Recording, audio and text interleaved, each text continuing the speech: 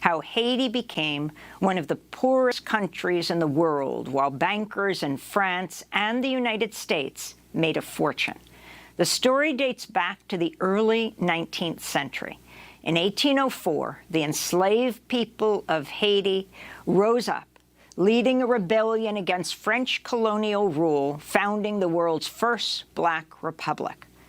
Under military threat from France in 1825, Haiti agreed to pay reparations to France for lost so-called property, including enslaved people that French owners lost in the rebellion. France threatened to invade Haiti and reimpose slavery if Haiti did not agree to a staggering amount in reparations, 150 million francs, 30 times Haiti's annual revenue. Haiti began taking out loans from French banks, leading to an economic crisis that continues through to this day. The New York Times estimates Haiti paid the equivalent of what's now $560 million to France over the next 7 decades. The true economic cost to Haiti is estimated to be an astounding $115 billion. And that only tells a part of the story.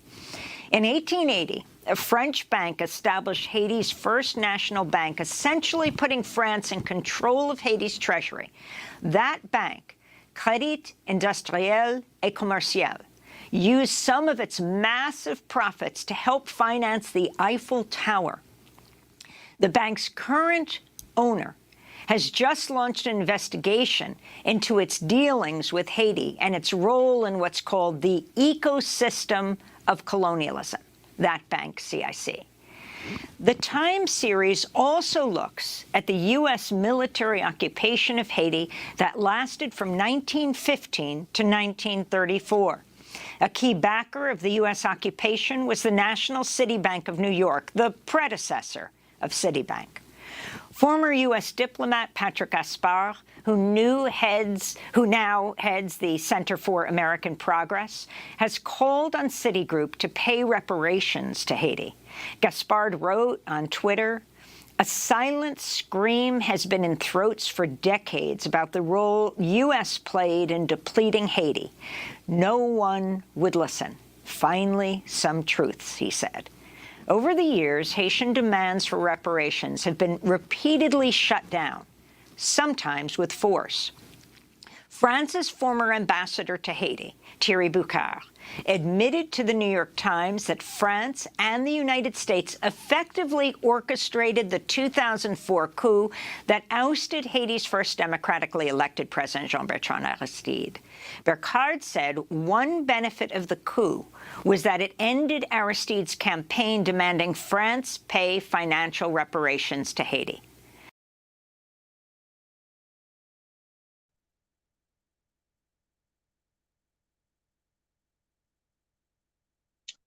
That was Amy Goodman on Democracy Now! Greetings and a warm welcome to everyone joining us on Facebook and YouTube Live for the third and final panel discussion for this year's Kwame Ture Memorial Lecture Series. Next Sunday, the 24th, we close the series with a lecture on decolonizing data and democratizing artificial intelligence, or AI, which would be delivered by Ms. Renee Cummins. Join us for that fascinating topic. I am Claudius Fergus, your moderator for this evening.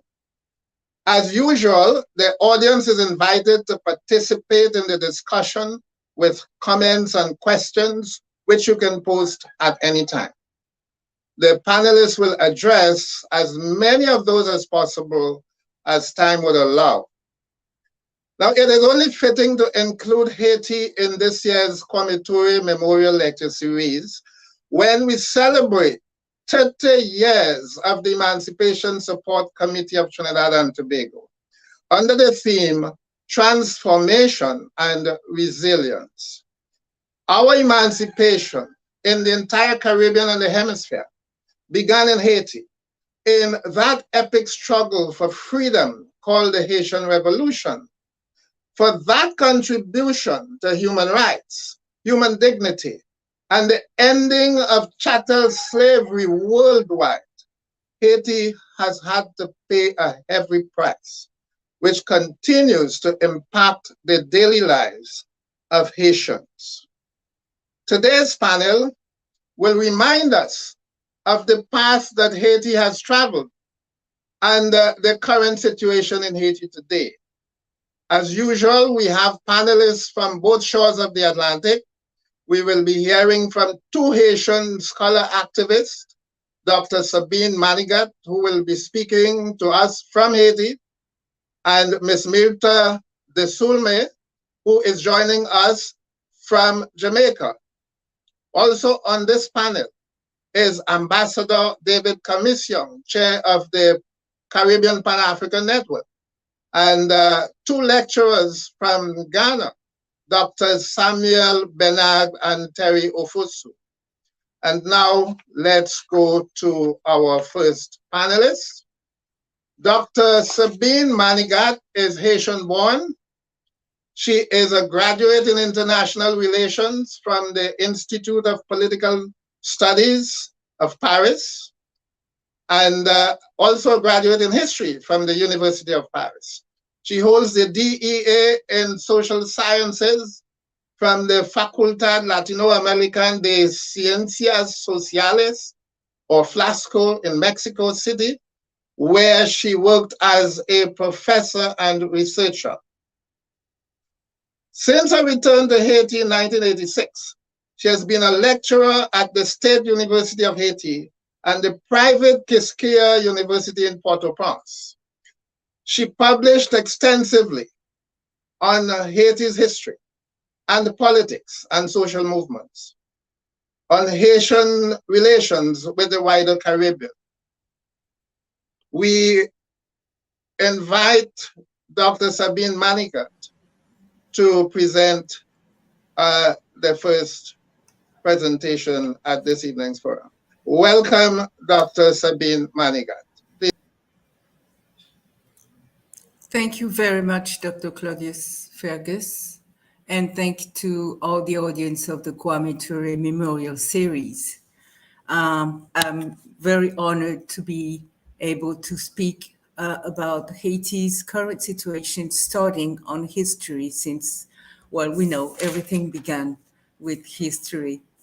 Had I been invited to write this presentation instead of talking, I would have named it Haiti Doomed or Haiti Martyr, with question marks.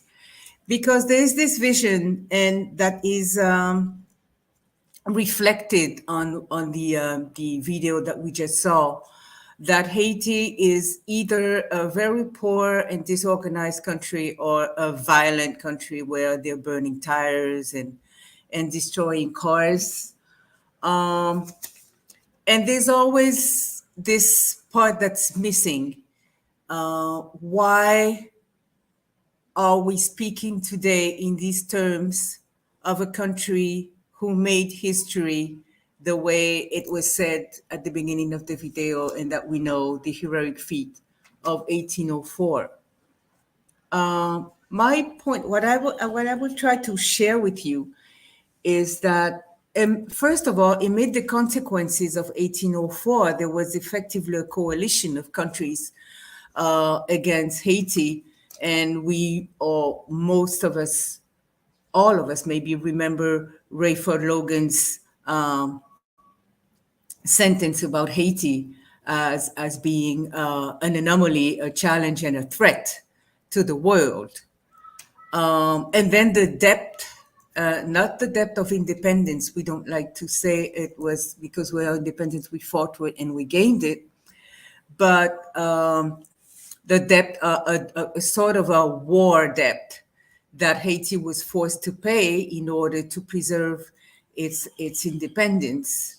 Haiti experienced a tortuous journey in search of a national project.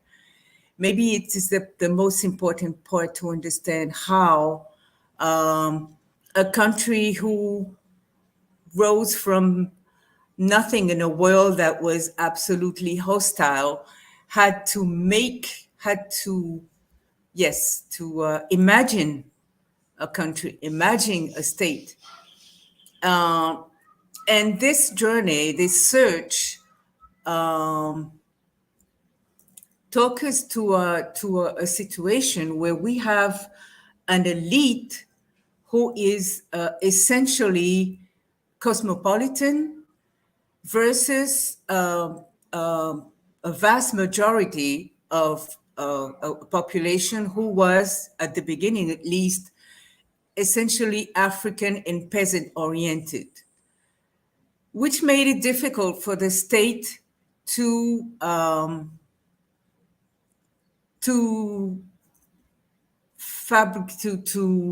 create a national project. Let's go now directly to 1986, because the current situation is what is, I think, of most interest. In 1986, there was an outbreak of a civil and citizen movement. Of course, it lacked organization because we don't have this culture of organization in Haiti because of the way the state was organized at the beginning. And so this outbreak brought no change in the substance of the state. At this time, the call, the popular call, the revendication of the population was to have a change of state. People were demanding a democratic state that it would at least take care of the general interest of the population. And the 1987 Constitution is a reflection of this that is being challenged today for very important reasons. What happened is that between 1986 and today, the divorce between the new generations that are better educated, informed, that have traveled, and that were precisely challenging the state, coupled with this old system, this old repressive and populist system that tried to prevail after essentially after the earthquake, which was the opportunity for the international, let's say the main imperialist countries in Haiti, guided for of course by the United States. It was the opportunity for them to take hold openly of the country. The core group that many have heard about, the main embassies in Haiti and the United Nations and the European Union, these powers have confiscated the state directly. And in front of that, the population has been asking in a very citizen manner. And I would like you all to see the pictures of these peaceful and citizen demonstration that took place between 2018 and 2020 when the COVID started in the world. These demonstrations are the illustration of a new demands of the population: urban, educated, peaceful citizen, and that is asking now for a change of system, because the state that was organized in 1986 with the 1987 Constitution did not give the results that the population wanted. The responsibilities, of course, the imperialism, undoubtedly, but also our elite, who has systematically refused to share only part of all the wealth that it had accumulated in 200 years. And if today we have terror and a paralyzing fear in the country, it is the result of a total absence of the state. We don't have a state to address. We are faced directly and only with armed gangs that seem to have come up front and are defying openly the population. Um, we certainly there would be a need to talk more about the social movement in Haiti, how the parties and the civil society organization have been growing in maturity, in organization, and are able today to propose a new um, a new national project, which is being carried out by the Montana group, a group of social civil society organization. But I wanted to stress essentially that today the Haiti is not a country of fear and disorder only. We have very serious challenges, especially around Port-au-Prince, and it certainly is affecting the whole country. But we have, until today, a number of demonstrations, a number of moves that indicate that the country is not ready for upheaval because it's not going to face armed gangs that nobody's controlling. I think it's rather a mature way of seeing the situation, but certainly demonstration and some upheavals that are sometimes, for instance, today, not in Port-au-Prince, I mean outside in another city, and today there were blockades in the streets. Nothing violent, people could circulate, but they were asking a stop of this paralyzation of Port-au-Prince, the fuel shortage, and essentially the absolute lack of reaction of what is left of the de facto government in front of the massacres that the gangs are pursuing in Haiti today. Of course, maybe the last point that I would like to share with you is that the divorce between these new generations and the old elite has to be supported somehow, because the population is not organized enough to impose its own way of seeing what the country should be. However, it has the authority, it has the legitimacy to oppose that the old system prevails again when the next elections that are supposed to take place sometime in the future. Because what is at stake is what country, what state we are going to rebuild.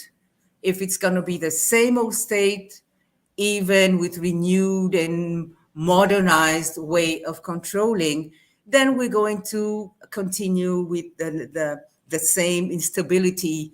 That is a word that is always associated with Haiti, instability and violence, because the popular will is strong enough to make it impossible for the old system to come back, but it's not organized enough to take the lead of this new construction. Maybe I will leave it here, and I will be happy to take some comments or questions. Thank you very much.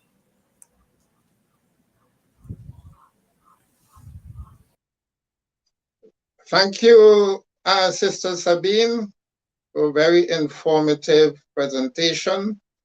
Dr. Manigat began with a very significant point in deconstructing, what should I say, the axiomatic misconception of Haiti as a poor country. Now, as a historian, I want to point to another myth, one that relegates conception consistently relegates Haiti to the United States in terms of the rise of republicanism in the Western Hemisphere. Haiti was the first, not the second. Haiti was the first free republic in the Americas. It was the first republic to have a written constitution where all were free with no regard whatsoever to any sort of distinction on race or any other factor. Absolutely no distinctions. This, we know, was not the case in America, that declared that all men are born free, when in fact a large proportion of the population remained in slavery for several decades to come. Thank you again, my sister. Myrta de Sulme was born in Haiti, where she left at the age of 3 years. She was raised in France and Jamaica, where she now resides. She's a linguist who speaks 5 languages.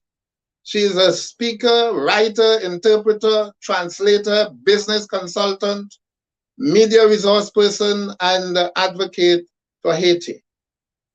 In 2005, she founded the Haiti-Jamaica Society, which fosters social, cultural, educational, and commercial links between Haiti and Jamaica, and also advocates for the civil and human rights of Haitian migrants and refugees. She is a member of the board of directors of the Haitian Forum for Peace and Sustainable Development, and a commissioner representing the diaspora on the Commission for Haitian Solution to the Crisis, the main civil society platform working to resolve the ongoing Haitian crisis. Let us welcome Sister Myrta.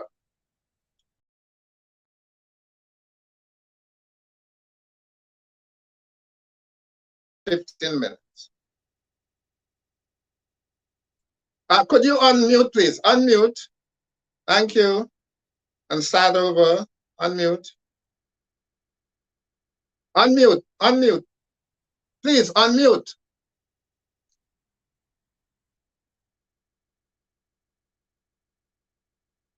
You're muted. Unmute. Unmute. Sister Myrta, you are muted.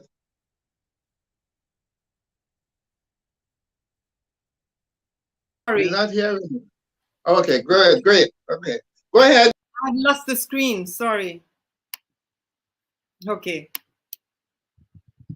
Is that okay now? Is that okay now? Yes, yes, yes. It's fine. Okay. All right. So,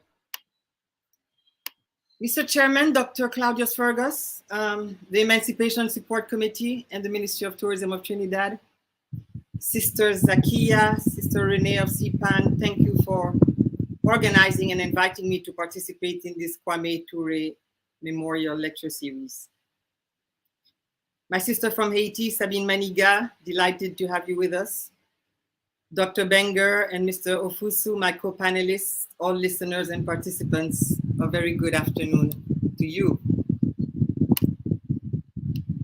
There is presently a genocide being perpetrated against the Haitian people, a plan of extermination being carried out by hegemonic forces who, while masquerading as white saviors, make it impossible for the Haitian people to live in their own country.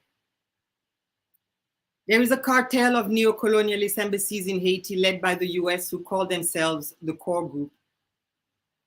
The Core Group is composed of ambassadors from Germany, Brazil, Canada, Spain, the United States, France, the European Union, the United Nations, and the Organization of American States. Unbelievably, they have federated themselves into a cartel to more seamlessly violate the Geneva Convention and interfere on a daily basis in Haitian affairs. They all pretend to be friends of Haiti, quote unquote. In fact, that is one of the cynical monikers which they have bestowed upon themselves. But the reality is that these imperialist forces are at the root of the chaos which has taken hold and is presently causing irreparable harm to Haiti. We have just heard how France and the US ganged up to rape and destroy Haiti after her hard-won 1804 independence. Haiti was demonized, ostracized, cut off from the rest of the world, cut off from trade, from world trade, and isolated so that France could hold a knife at her throat to rob and ransom her for 150 million gold francs, or 30 times her GDP, which it would take 122 years of destabilization and stunted development to pay off, from 1825 to 1947. And how the US, we also heard how the US joined in the assault from 1915 to this day. Since the brutal 19-year US occupation of Haiti, which lasted from 1915 to 1934, the United States had sought to control Haiti by imposing its own handpicked leaders on the Haitian people. These are invariably venal characters who have been corrupted to defend the interests of the US to the detriment of Haiti's interests. The present struggle of the Haitian people is an effort to break away from this stranglehold which prevents them from choosing their own leaders, forcing them through rigged elections to accept the corrupt, incompetent, and criminal dictators who permit these foreign actors to trample Haiti's hard-won sovereignty and independence underfoot, receiving as their reward carte blanche to squander and embezzle the country's meager resources. Haiti is undergoing a situation of state terror whereby the most basic human rights are systematically violated, and dozens of citizens, no matter how poor, are kidnapped daily and held for ransom or killed. Men and women are beheaded, children are raped, and corpses line the streets because their loved ones dare not recuperate their bodies for fear of becoming another corpse themselves amidst the prevailing gang warfare. Haiti has become a human slaughterhouse and an open-air cemetery under the passive and indifferent gaze of the Haitian government and the international community, both inside and outside of Haiti, who maintain the government in power to do their bidding while they pretend not to notice that they are wallowing in a sea of blood. The corrupt government, the UN, and the infamous core group support and arm the gangs and criminal networks who terrorize the population and hold Haiti hostage. Dozens are murdered every day, and thousands of internally displaced families are forced to flee their homes, which are often set on fire by the gangs, to become refugees in their own country. All economic activity is crippled because entire sections of the country are cut off from each other by warring rival factions. The UN and the core group are willing to lead Haiti into civil war and a Rwanda-style genocide just so that they can impose another bloodthirsty, predatory government in the chaos, which they will continue to control at the expense of the Haitian people. The Caribbean Sea has become a graveyard for Haitians. Why do these hapless migrants have to commit suicide by fleeing their homes in such a desperate manner, risking their very lives to seek refuge in a cold and callous world which abhors everything Black in Africa? The truth is that no Haitian wants to abandon their home, much less face the terror of shark-infested high seas, the hatred and brutality of regional immigration and governments, structural racism, cruelty and discrimination, or the murderers and rapists of the Darien Gap, who daily rob and slaughter refugees with impunity. But millions are forced to flee because all opportunities of survival have been foreclosed to them, because criminal gangs have been installed to run the country, and because their lives have become a living hell. Those who risk their lives to flee in rickety boats or across the Dominican border are mistreated, incarcerated, tortured and deported in the most brutal and inhumane manner imaginable. The Coast Guard of Turks and Caicos are even accused of purposely overturning Haitian boats to cause the refugees to drown. The inhumane treatment which is routinely and systematically meted out to Haitian migrants and refugees all over the hemisphere reflects how callous too many of us have become when it comes to Haitians. The foreign perpetrators of the prevailing chaos inside of Haiti set fire to the house and locked the door. The US has stationed Coast Guard fleets on Haiti's borders to prevent Haitians from fleeing the burning house, and the rest of the Caribbean family hastens to mimic the white supremacist plan of cruelty and automatic deportation without due process of our Haitian brothers and sisters.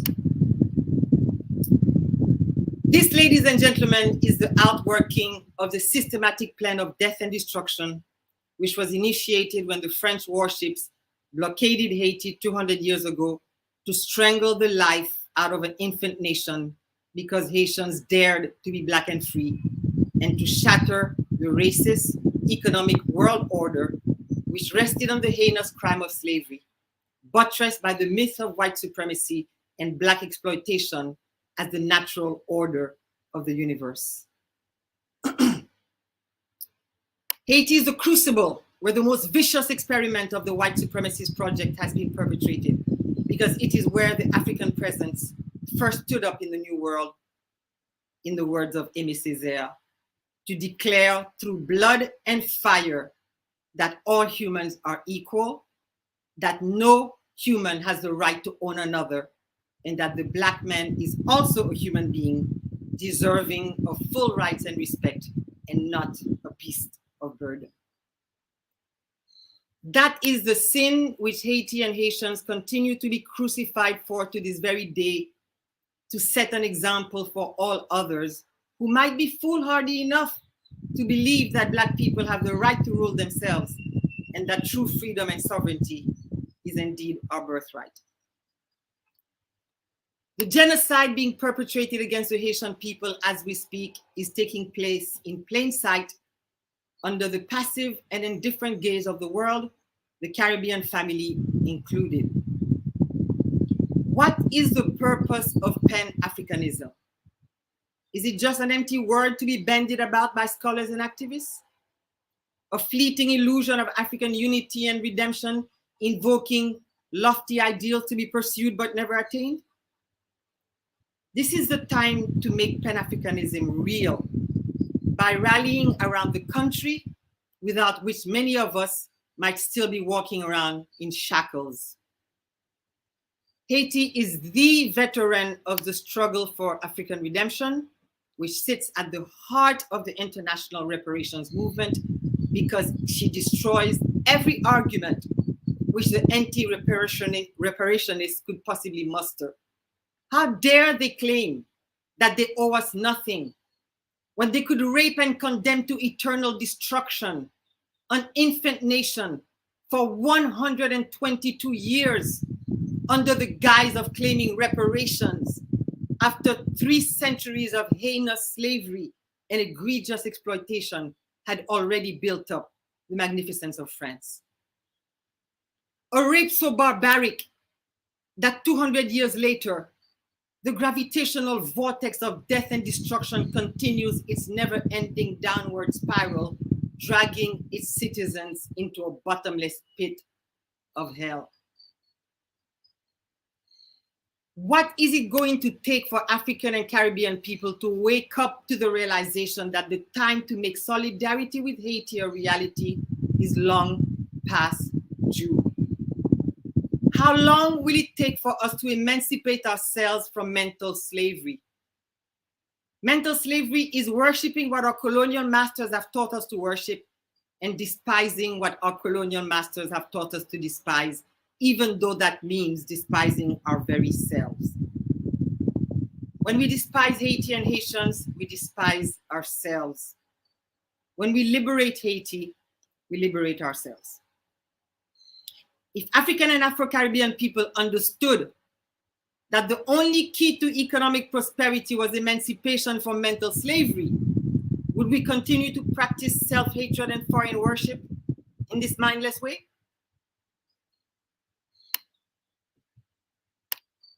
A chain is as strong as its weakest link. But it is not because Haiti is the weakest link that she's being persecuted, but rather because she's the strongest link, which needs to be crushed to forever stop the march of Blacks in the world, as both Thomas Jefferson and Napoleon Bonaparte decreed in terrified response to the advent of the Free Black Republic. Haiti was so far ahead of her time that she continues to pay the price for leading the way, trapped in history, forever struggling to break the chains of bondage. We have the collective power to eradicate the dynamics of oppression and the barbarity of imperialism, exploitation, and dehumanization. We have the power to create a just, livable, brave new world, my friends. If not us, who? If not now, when? The time to repay the universal debt of gratitude owed to Haiti by helping to free this martyred nation from the hegemonic forces who hold her hostage has come and gone. We ask for your solidarity with the people of Haiti who gave the gift of freedom to the world, because freedom is not free. The time to pay is now. Africa awaits its creators. Thank you.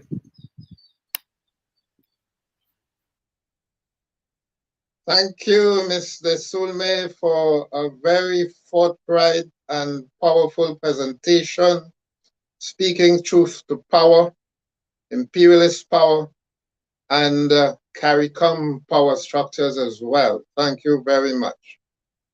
Ambassador David Commission was born in St. Vincent, received his primary education in Trinidad, and graduated from Harrison College and the UWI in Barbados, where he now resides.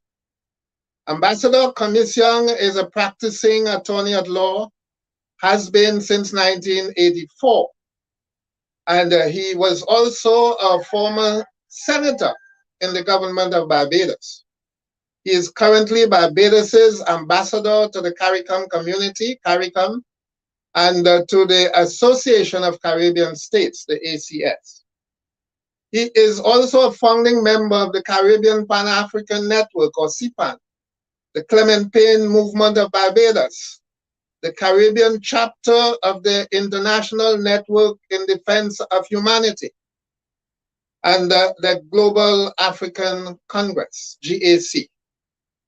He was an architect and it's the first director of the Barbados government's Commission for Pan-African Affairs. He represented the Caribbean region at the 7th Pan-African Congress in Uganda in 1994, played a key role in the United Nations World Conference Against Racism in South Africa in 2001, and has represented the diaspora on the African Union's Economic, Social, and Cultural Council, or ECOSOC. Since 2012, he has served as a member of the Barbados National Task Force on Reparations. He has written several books, including Healing the Nation, The Case for Reparations. Ambassador David Commission has another engagement in Barbados at exactly this time, but he has sent us a video of his presentation. Let's listen to it.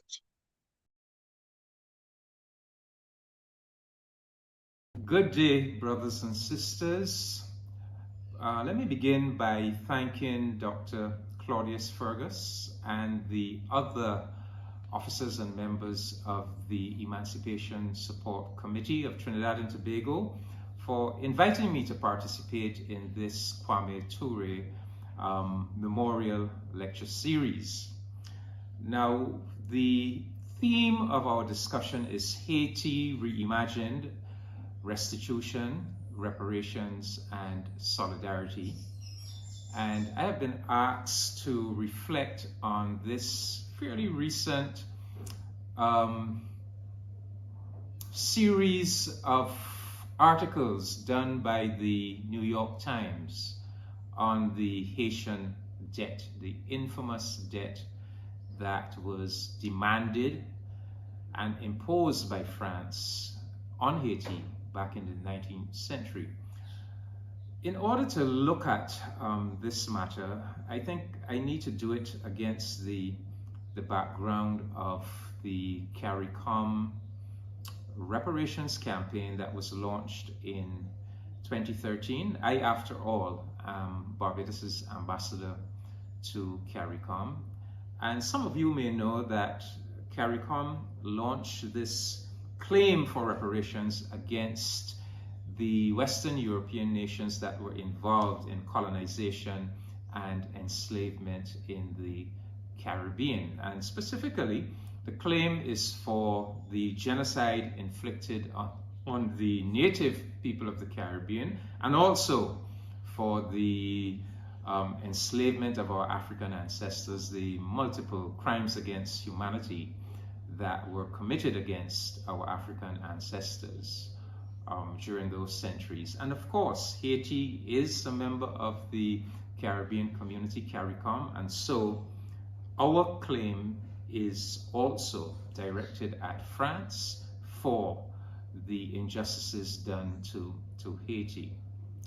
The recent New York Times series highlighted a number of things, but they're things that we always knew, that France demanded a payment of 150 million gold francs from Haiti if it was to recognize the independence of Haiti, if it was to give an undertaking not to seek to re-invade Haiti, perhaps to reimpose enslavement.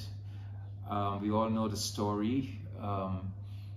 Haiti, the government of Haiti, having agreed to pay this tremendous sum of money, was forced to take out loans with French financial institutions, crooked, and was open to a whole set of corrupt and crooked practices that did tremendous damage to Haiti over the years. In fact, the New York Times article tells us that Haiti eventually ended up paying 112 million francs on this 150 million franc debt, and that the cost to Haiti was somewhere between the equivalent of 21 billion US dollars and 115 billion US dollars. And apparently those figures were worked out by doing some very sophisticated calculations. Very, very, very intriguing, because when former Haitian President Jean-Bertrand Aristide launched a reparations or restitution claim against Haiti in the early part of this century, he was claiming 21 billion US dollars. So obviously Aristide's claim was based on some very sophisticated calculations as well. Now, a lot of people have focused on this debt. The Times article focuses on this debt as if it was something very unique. But I think we have to put it into historical perspective. The reality is that what France was doing to Haiti was insisting that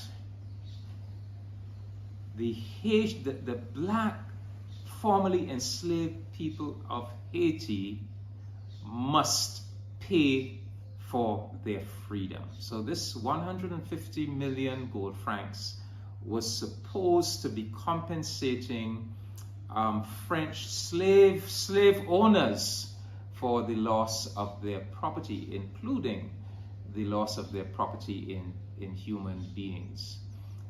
This is a practice that virtually all of these European nations sought to impose right across the Caribbean when time came for the abolition of slavery. Dr. Eric Williams, in fact, has covered this in his book, From Columbus to Castro. I'll just read a quick quotation from Dr. Williams' book. He says, and I quote, "Compensation in the French colonies amounted to 126 million francs at a rate which amounted to 430 francs per slave in Martinique, 470 in Guadeloupe, and 618 in French Guiana. Compensation in the Danish Virgin Islands amounted to 5,500,000 francs, about $2 million, or 12 pounds sterling per slave. Dutch proposals in 1857 envisaged a compensation of over 16 million florins, to which the emancipated slaves themselves were to contribute. The proposed indemnity was based on a rate of 500 florins for each slave employed in sugar in Suriname, etc., etc. In Puerto Rico, the compensation amounted to 35 million pesetas." End of quote. In the British Caribbean, the British government, when time came to abolish slavery, and let's remember, to abolish slavery because the slave rebellions were coming so fast and furious, they recognized that they had no choice but to abolish it. But the methodology used by the British Parliament was to calculate the labor value of the then existing generation of enslaved persons. And that labor value was calculated at 47 million pounds. And the compensation scheme put in place was that the British government paid the slave owners 20 million pounds in cash, but the other 27 million pounds to make up the 47 million pounds, the other 27 million pounds, they required our supposedly freed ancestors to pay the slave owners, the slave masters, their supposed former owners, this 27 million pounds in unpaid labor during a 6-year period known as apprenticeship. So let us understand this principle. These morally bankrupt Europeans are saying that slave masters are to be compensated for their loss of property in human beings, and to some extent the colonial government will pay, but also that the enslaved people or the formerly enslaved people, that they too must contribute to compensating their former quote-unquote owners. And this is the principle that was being applied here in Haiti. Even though the Haitians had won their freedom through military conflict, successful revolution, the French government was determined that these newly freed, newly liberated, self-liberated black people must pay for their freedom. They must pay their former slave owners. And so let's be very clear about this. This was the principle, and it was a principle that they had applied not only in relation to Haiti, but also in relation to other Caribbean countries. Now, a lot of emphasis has been on the restitution for this payment made. But I want us, as important as that is, we must keep our eyes on the prize. The core of our claim for reparations is based on the crimes against humanity inflicted on the black people of Haiti during 145 years of enslavement. Let us recall the history of Haiti. The island of Hispaniola, originally colonized by the Spanish, but by 1659, the French had carved out, had taken control of the western 1/3 of the island of Hispaniola for themselves. And by the 1697 Treaty of Ryswick, Spain formally ceded that western 1/3 of the island to France. And so from 1659 to 1804, when Haiti won its independence, the black people of Haiti were subjected to 145 years of enslavement. And what a brutal enslavement. Again, I want to give you a little quotation. This time is from C.L.R. James's The Black Jacobins. And James is just given an insight into the barbarity of the slavery experience in the French colony of Saint-Domingue during that 145 years. And I quote, "There was no ingenuity that fear or a depraved imagination could devise, which was not employed to break their spirit and satisfy the lusts and resentment of their owners and guardians. Irons on the hands and feet, blocks of wood that the slaves had to drag behind them wherever they went, the tin plate mask designed to prevent the slaves eating the sugar cane, the iron collar. Whipping was interrupted in order to pass a piece of hot wood on the buttocks of the victim. Salt, pepper, citron, cinders, aloes, and hot ashes were poured on the bleeding wounds. Mutilations were common, limbs, ears, and sometimes the private parts, to deprive them of the pleasures which they could indulge in without expense. Their masters poured burning wax on their arms and hands and shoulders, emptied the boiling cane sugar over their heads, burnt them alive, roasted them on slow fires, killed them with gunpowder, filled them with gunpowder, and blew them up with a match, buried them up to the neck, and smeared their heads with sugar that the flies might devour them, fastened them near to nests of ants or wasps, made them eat their excrement, drink their urine, and lick the saliva of other slaves." End of quote. Just an inkling of the barbarism, the brutality, the crimes against humanity that were inflicted on the black people of Haiti. And so while it is important that we focus on the infamous debt and we make the case for restitution, it must not permit us to lose sight of the fundamental case for reparations based on the crimes against humanity that were inflicted on the black people of Haiti during 145 years of colonization and enslavement. And brothers and sisters, does Haiti truly needs that reparations now? Haiti finds itself in a crisis.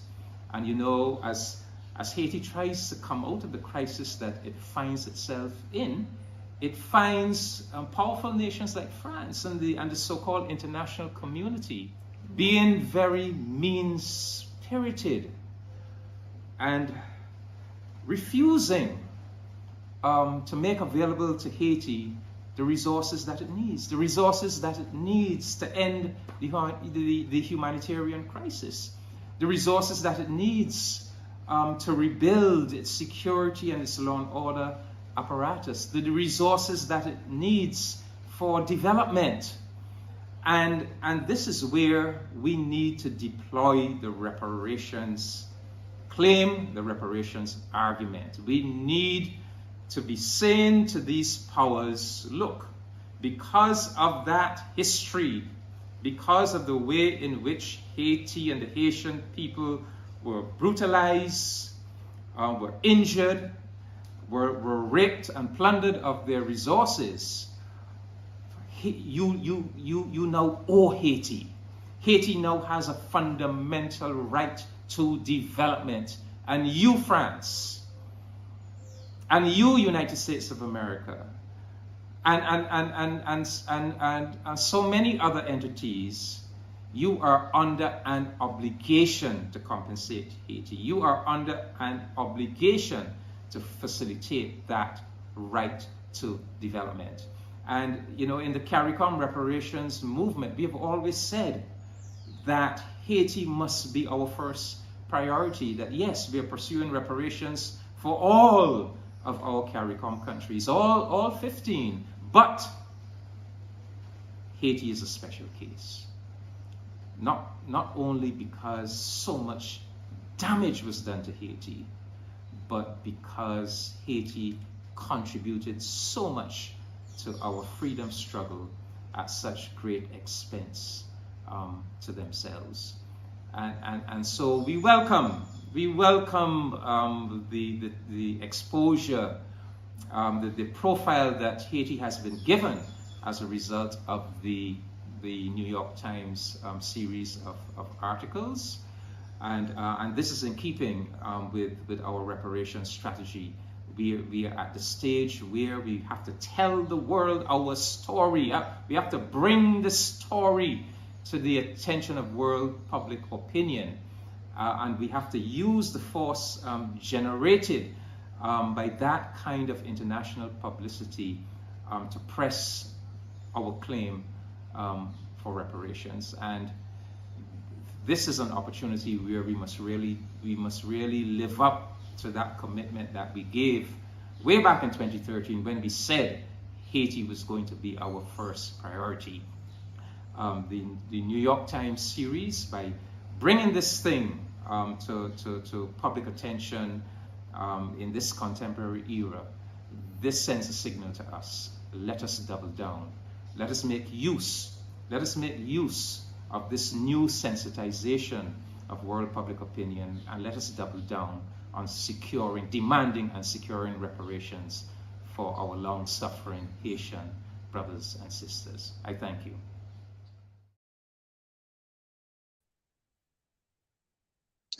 Thank you, Brother David, for your commitment to this panel discussion despite your very busy schedule.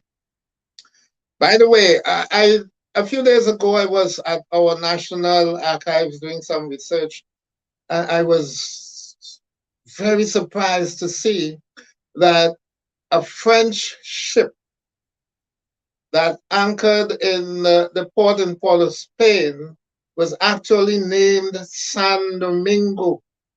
You know, and I said to myself, boy, these guys would not let go of their fantasy of enslaving Africans, because San Domingo was the name of the colonial name of Haiti, or in French, Saint-Domingue, but they also call it even in French, San Domingo at times. And, you know, it's really shocking. That's the end of the 19th century. Our final presentation will be done jointly by two Ghanaian scholars based at the University of Ghana, which is also their alma mater. Dr. Samuel Banag holds a PhD in cinema and new technologies and a master's in international cinema from the University of Bedfordshire. He specializes in new media technologies, video filmmaking in West Africa, and identity formations as a result of media usage and consumption. He has been associated with the West African film and media industries since the 1990s. He has served as a vice chair of the Ghana Center for Carnival Arts and is currently a global carnival ambassador to of Ghana, a global carnival ambassador and a representative for the Global Carnival Center in the UK. He has presented scientific papers at conferences in the Netherlands, the United States, Brazil, Canada, Ghana, Italy, the UK, Senegal, and Nigeria, among other places. He's also a contributing author for the World Directory of Cinema, Africa version. Dr. Terry Bright Kweku Ofosu holds a PhD in ethnochoreology from the University of Ghana. He is a former national freestyle dance champion of Ghana and is currently an assistant lecturer at the Department of Dance, excuse me, the Department of Dance Studies at the University of Ghana. He specializes in the intersection of ethnic and popular dance and the dialogic utterances they exude based on socio-political periods. He has published extensively in local and international journals and conducted workshops on popular dance in several countries, including Nigeria, the US, the UAE, and the UK.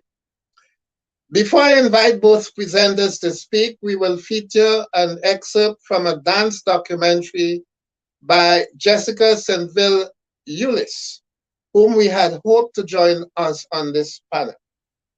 The documentary is titled Raising Laké, and it is a great example of the use of dance to express the experience of modern day Haiti.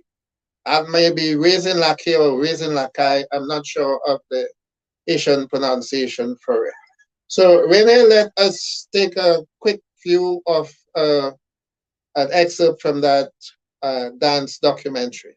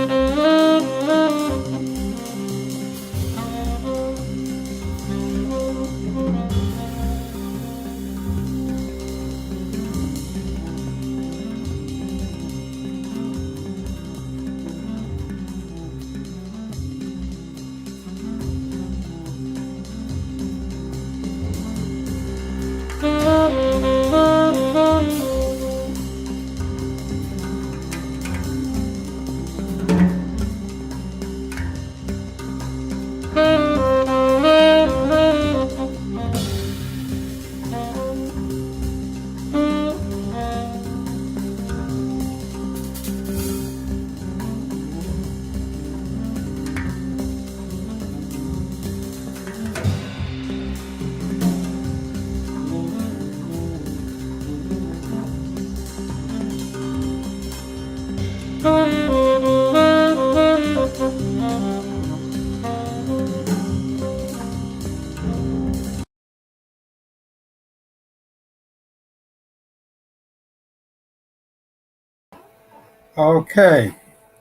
Thank you very much, Dr. Fergus, for the introduction and also for rolling the excerpts of the clip.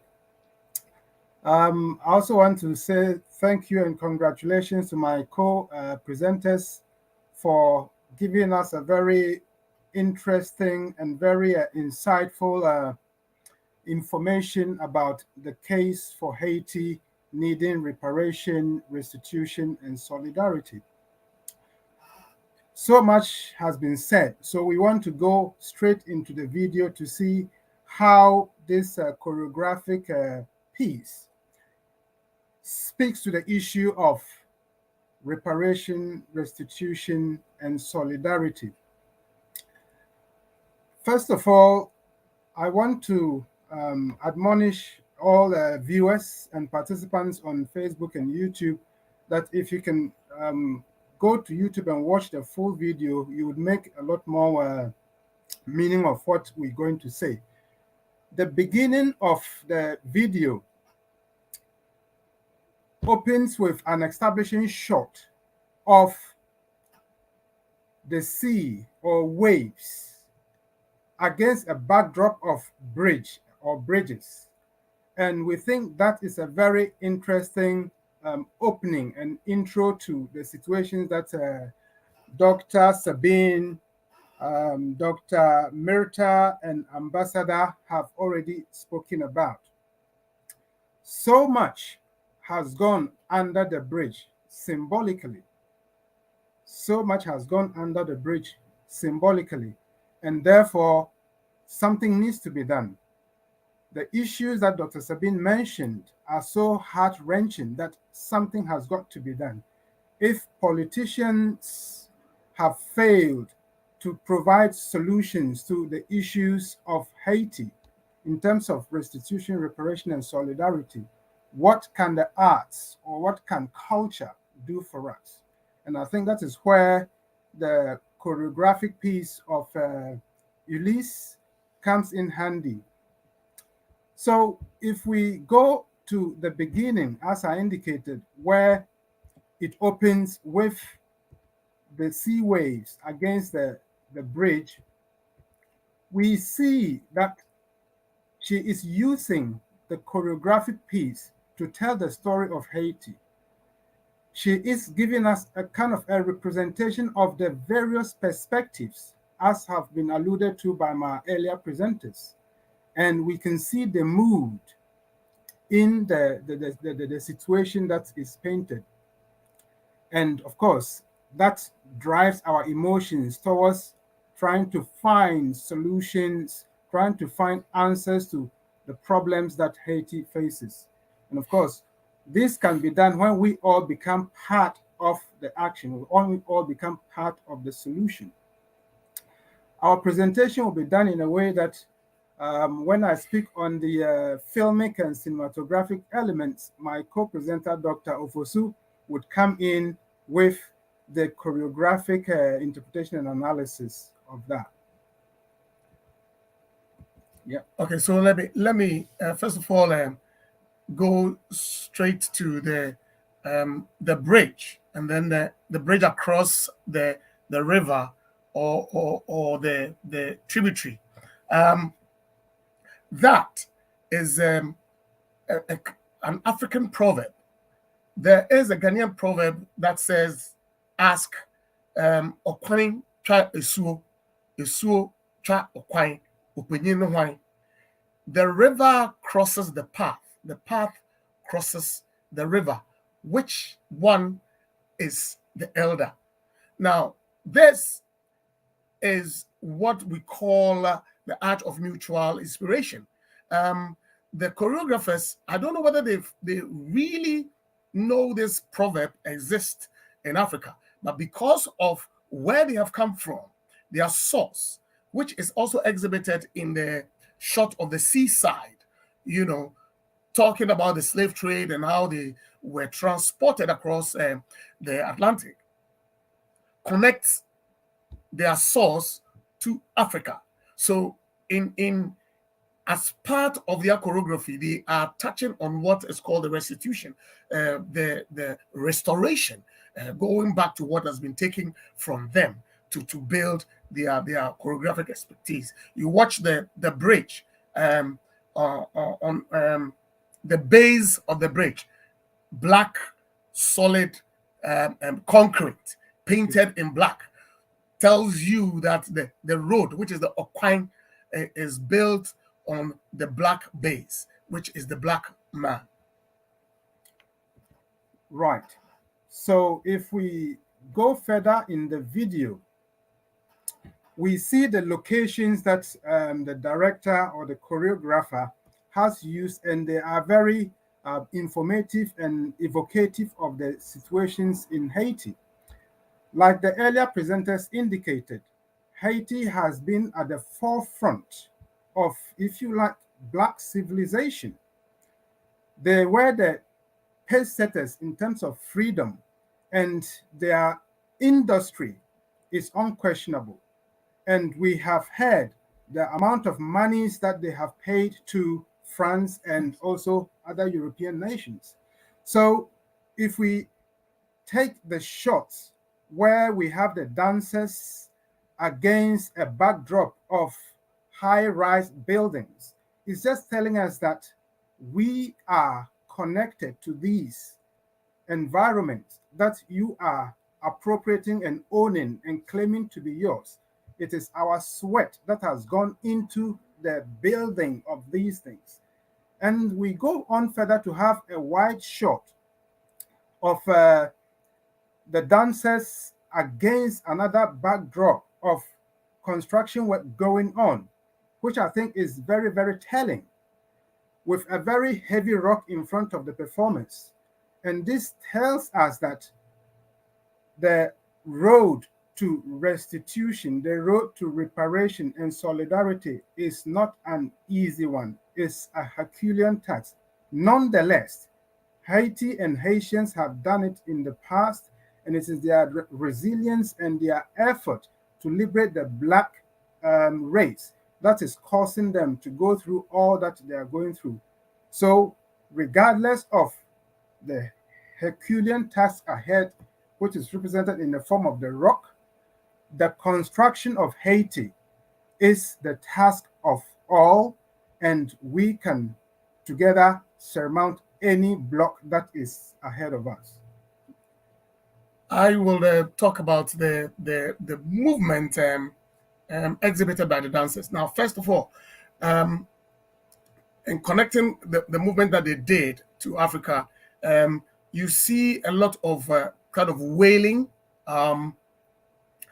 in their body, the holding of the head. When we hold our heads, especially in the Akan dances or the Ashanti dances, when one dances and holds the head, it means that what I am carrying is very heavy. So the problems in Haiti and all that is exhibited by the holding of the head, and the waving of the body. And I found that to be very interesting. And then also the swinging of the arms and the contortions in the body. Most of the movement that you see in there are from dances such as the Agbaja dance, which is also the contortions in the upper torso, the flexing and contraction of the upper torso.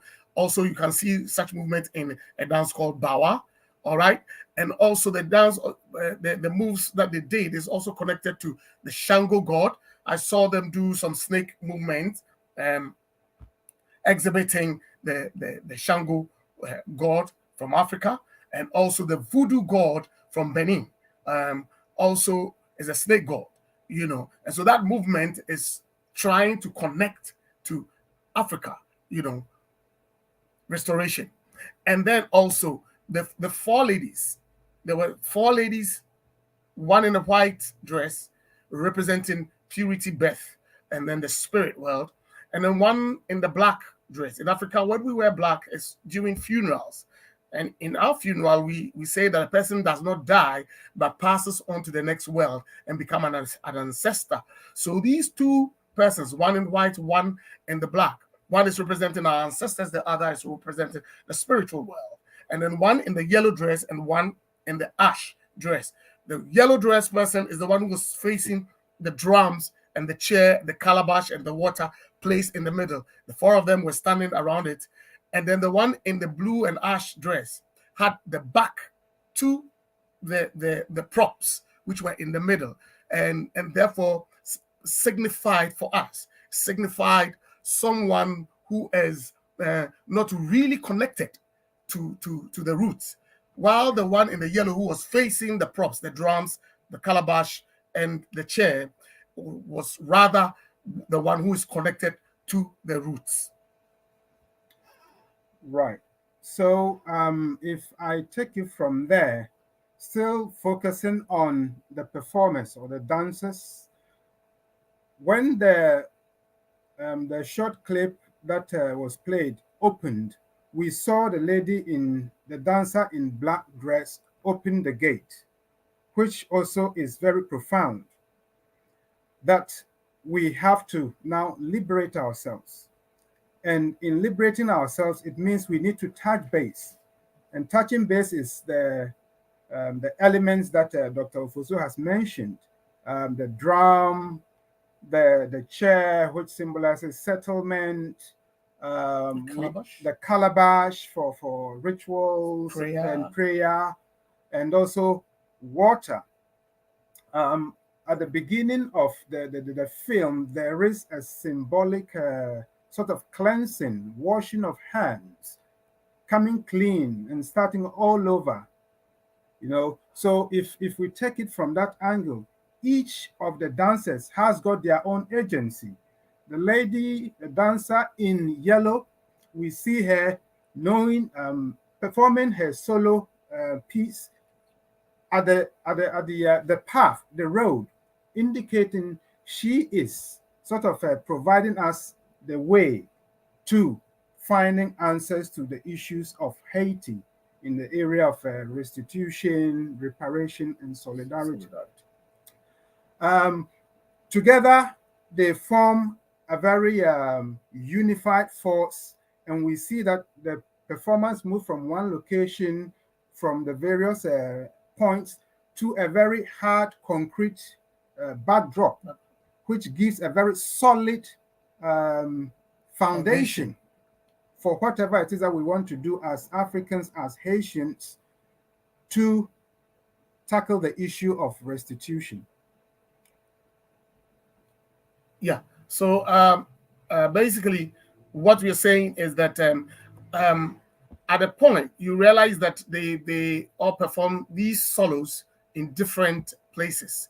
The lady in black performs the solo with a black chair, with a chair, with a djembe drum behind her, and then the lady in yellow performs with the calabash in front of her, whilst she was performing on the road, in the middle of the road. And then the one in the ash performed with the chair behind her. All these pictures or images that were established in the video are all symbolic, you know, trying to say that there are people within the Haitians who are performing different roles in different places. But what we need is the coming together as one force, which they do at a point, and they all start doing one common movement and on that concrete floor. Okay, and that is what Dr. Bernard was trying to talk about. When they all started doing synchronized movement on that concrete floor, gives you that foundation, that solid, grounded foundation. And we are aware that Haiti has been knocking on the doors of Africa to become part of the African Union. And what we have only done is to make them observers, you know. And this fight that we are trying to do for Haiti is such that every force across the universe, every black community, every black country, especially from Africa, we all must come together to do this fight for Haiti. So if we are going to be separated, doing our own individual things, we are going to have problems.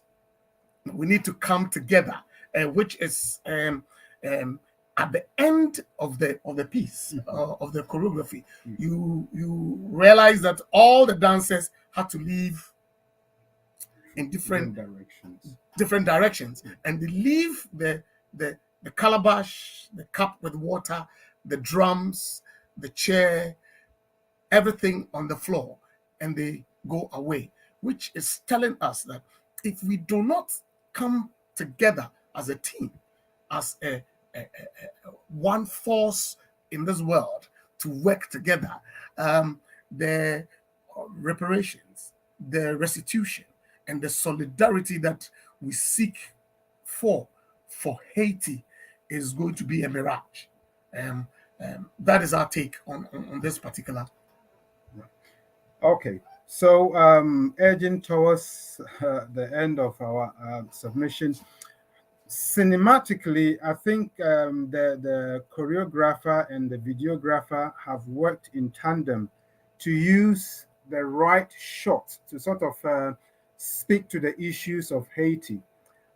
We get a sense of collectivity, we get a sense of solidarity when the wide shot is used, therefore giving everybody in the performance equal space, equal relevance, whereby if you were to go on close-ups on the performers, then you would be accentuating the importance of one particular performer over the other. But then we see that the camera, the videographer performs with the performers, whereby the camera is moving within the kinesphere of the dancers.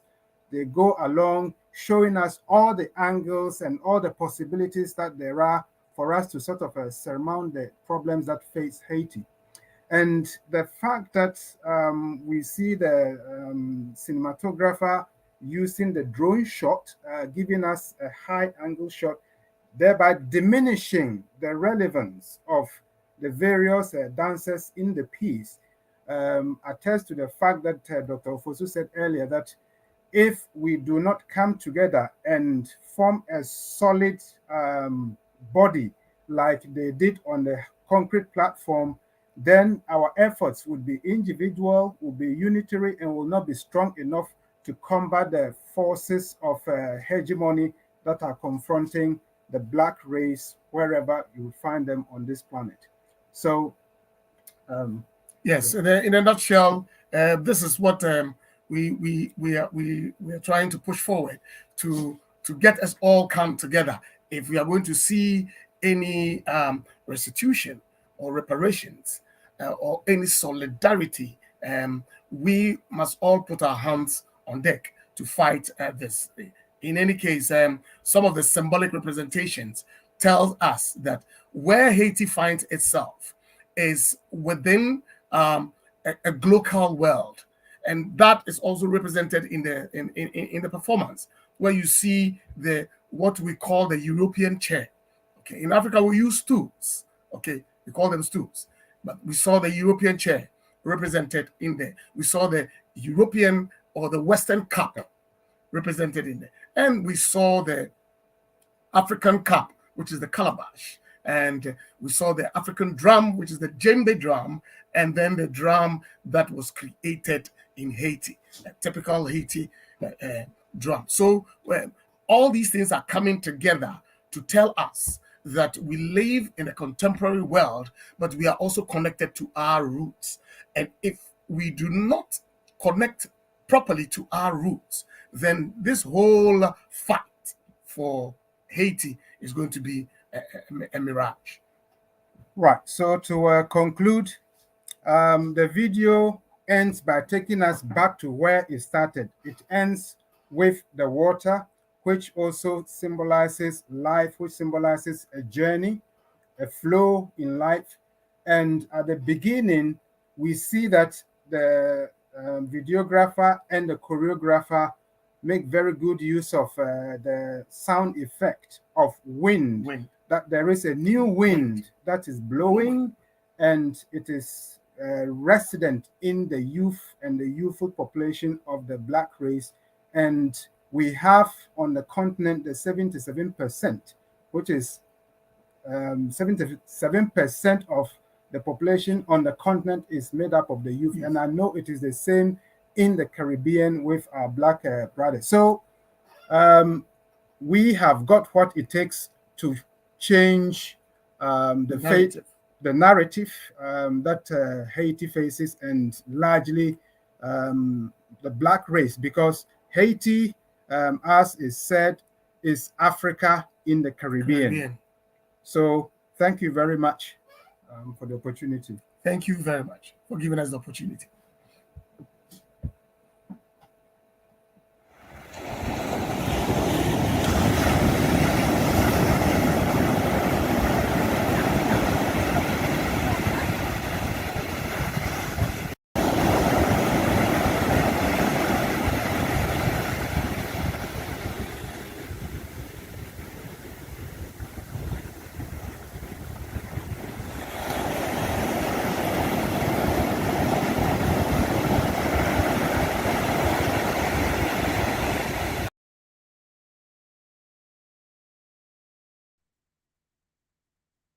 Thank you, my brothers from the motherland.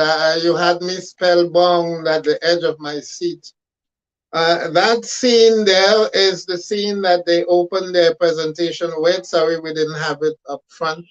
But that's the scene, and perhaps you can comment again on it, because you have a lot of comments from the audience who most likely are equally spellbound by this fantastic presentation. Keep sending in your questions. That's the final presentation. We go now to the audience for their questions and comments. I have one question directed to Dr. Manigat. But before I go to her, just let me read the two comments. They're not questions. One says reparations should not only be monetary, it should be paid in gold, silver, land, and the return of all books, scrolls, artifacts taken from our African ancestors, etc. If we accept only monetary reparations, it would be a mistake. Of course, the CARICOM 10-point plan goes way beyond monetary compensation. Slavery was cruel. That's the next comment. Slavery was cruel and horrible. The fact we are told to forget and move on is frankly insulting. Right, so let me go to Dr. Manika. This one asks for details, more details on the national project that you talked about. Could you give some details respecting that national project? Thank you. Thank you. Thank you for the question. I was referring to a national project as being one of the issues that goes from 1804 until today as a search of the nation in the wake of a polarization between peasant and African-oriented population when at the start of the independent life, and a cosmopolitan elite that has remained cosmopolitan and that is now reduced to a private sector only concerned by its economic privileges and monopolistic business. Now, the national project that I would say emerged from the 1986 movement until now has been developed mainly through the struggles that started demanding a democratic state and today demanding another system. It has been the work essentially of civil society organizations that have been growing, mostly human rights, women, unions, and youth groups that have come together in the what we call the Montana Agreement, which I'm also part, as well as Mirta, who is asking for a new national project based on what the people now considers to be the foundations of what should be the new state, which is care for social necessities of the population, basic services, a democratic rule, a good governance. We've seen one of the pictures that I forgot to comment because I was preoccupied by other things. One of the pictures shows how there was a huge demonstration, thousands of people, hundreds of thousands of people asking for the money that was stolen by the government from the Petrocaribe project that Venezuela had with Haiti. The national project is that refounding the nation with a new constitution, with a new, well, let's say, new values, not necessarily a new constitution. It all depends what the population will find, and essentially good governance and election, truly nationally controlled and oriented elections that will give us a new politic generation, and hopefully a new nation to take care of. Okay, thank you for that response. This one goes to Doctors Ofusu and Benag. One is a comment which I would read first. The African dance analysis is quite profound, as it underscores that art in general and dance in particular can be forms of African historical story retelling, ritual, resistance, reunion, and renaissance. Quite a lot of R's there. Now, the question is, this is really interesting. Dr. Benag and Dr. Ofusu, would you either of you consider the choreography as a form of repatriation, perhaps not a physical return? That's the question. Would you consider the choreography as a form of repatriation? You have to unmute. Unmute. Okay, so that is dance for you. Dance as interpretations as numerous as its audience.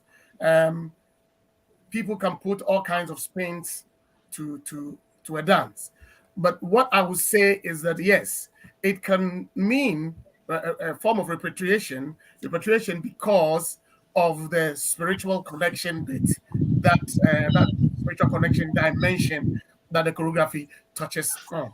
So, of course, you can say that it is a form of saying that people must be repatriated back to their origins, but where they find themselves today, too, they have children who have grown there, who look at that place as their home, and that is the reason for the chair, because when you see a chair in an African performance, it connotes settlement, So there are people there who have settled, and would want to have that spiritual connection with Africa, but not necessarily be repatriated back to Africa. But it is an ongoing discussion that even in Ghana, I believe 2 years ago, our president gave that year of return amnesty to anybody in the diaspora who wanted to come back home. And then lots of people came from America and all that, and are settled in Ghana now. So it's a two-way thing. I see that it can mean repatriation, and it can also mean a connection to the homeland or the origins. And for those who would want to look at Haiti as their land of birth and therefore home. Right. Just to add to what Dr. Fosu said, it's interesting this question has come up because my recent presentation in the Netherlands was about repatriation of cultural heritage. And I'll see choreography that is informed by African sensibilities as a product that wherever it is sort of done, if it is not brought back physically or performatively onto the continent, but if it resides with people of African descent, it is some form of repatriation.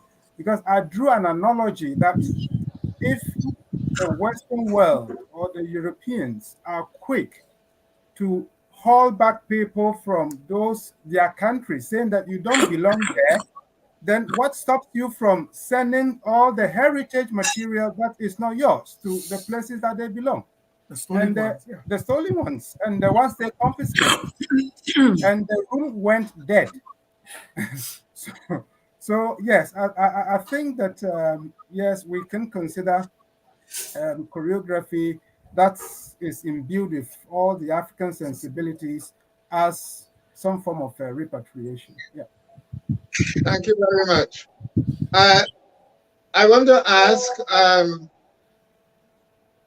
Sister Ture to expand on the point that you made. I think it's very important that Haiti sits at the center of the reparations movement.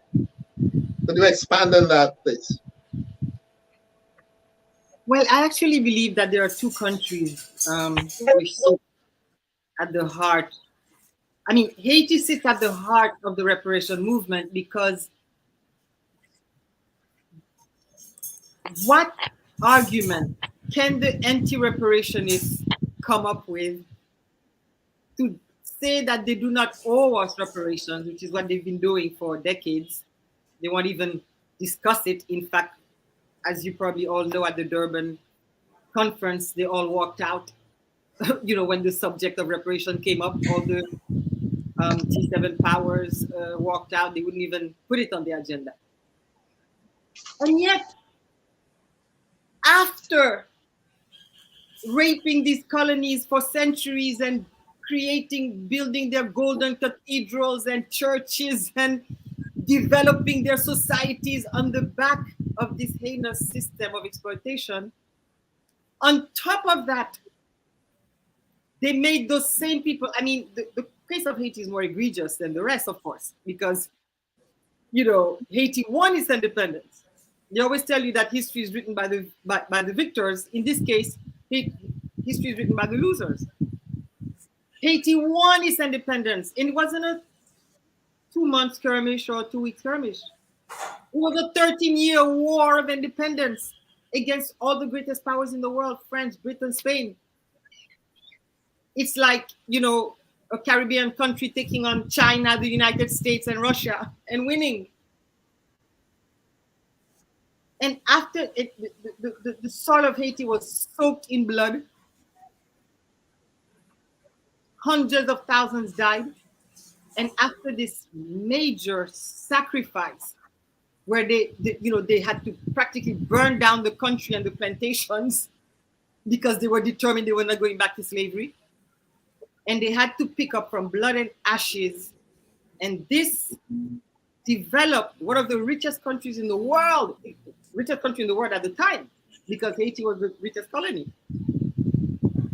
decides that they're now going to lead this infant nation for compensation, right?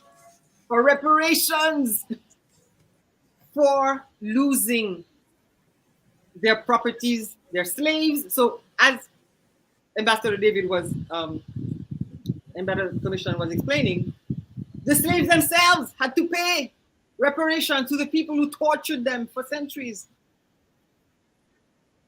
And it happened in other countries, as he pointed out, but it wasn't as egregious because, well, it was egregious because the slaves had to pay a part, but it was mostly those European governments who paid the slave owners.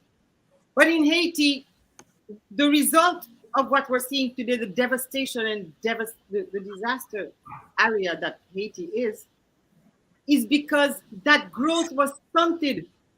Haiti was never allowed to develop because he spent 122 years paying 80% of his gross national product to France, right? In debt payments, supposed debt payments. And then it had to take loans, usurious loans from French banks on top of that. So, it's beyond words, the abuse and the devastation and the injustice that has been done to Haiti. So Haiti is the prime example that the people who oppose reparations have no leg to stand on because this is what they did to the colonies. So how can they now say that they don't owe?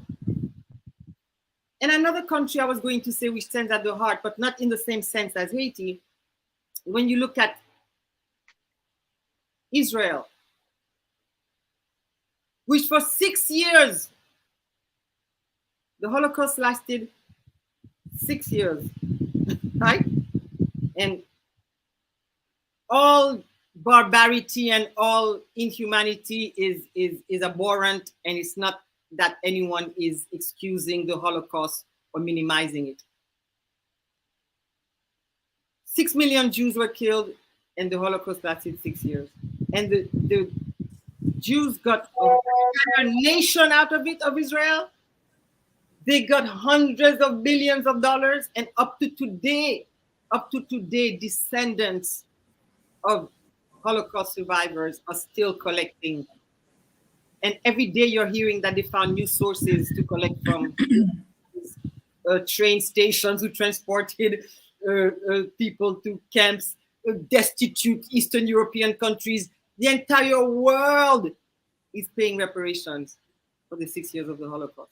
Yet for the 400 years of slavery, the hundreds of millions of slaves taken from Africa, the torture, the hundreds of thousands who died in the Middle Passage, all of that, the hundreds of thousands who died on the mistreatment in the plantations, all of that, they don't even, it doesn't deserve even an apology as far as they're concerned. So, it's egregious and it's blatant hypocrisy and double standards and it's pure racism, right? So that is why I feel that Haiti is a prime example of this hypocrisy and double standard. Yeah, I wanted to ask you to make a connection between the financial imperialism that France has continued to wage against her former colonies in Africa and what she did to Haiti. But hold on. I have a question here from the panelists, and I like to prioritize my panelists. And this question, I believe I would want both Sabine and Mirta to address first, and then we can get a response from Sam and Terry. And the question is this: given that charity begins at home, how can the African Union justify its denial of membership of Haiti, the first Black/African post-colonial republic, while granting Israel observer status? This move is at best a major geopolitical faux pas of biblical proportions on the part of the African Union. And at worst, it is unbridled white supremacy politics par excellence in Black skin. What are your thoughts?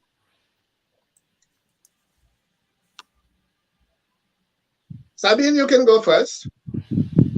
Oh, yes, thank you. Well, if I understand the question, I'm not sure I heard well, but the question Haitian about membership in the African Union. It's about Haitian membership of the African Union. Yeah. The information that I have regarding this is a twofold. There's a discussion. It's uh, Haiti's position is discussing with the African Union position about this. It sort of reminds me. Well, I don't want to make this the comparison because that would not come out of it. Um, the African Union has not yet admitted Haiti because there have been some considerations that Haiti has put forward, and that are, from what I know, viewed as part of this terrible dependence that Haiti has had all the time with the United States and the Occidental powers. Haiti has not, the successive Haitian governments have not seen so far their interests, not so the civil society and particularly the cultural movements and groups and associations that do see the interest and do see the importance of this. Our governments have never deemed put some interest and discuss the matter and the interest that it could have for the country. We have fairly weak diplomatic relations with Africa in general, with the African Union, and it's not a surprise. I think I would link it also to the fact, to this cosmopolitan elite that I mentioned a couple of times, because they are the one who represent the country much more and much more powerfully, and they have the means to do that, even if civil society and the popular movements do have their say and do communicate with the African Union because today's communication is so. But in diplomatic and political terms, our governments have never seen that there was an interest to connect with the African Union. This is what I would say. Myrta, your response?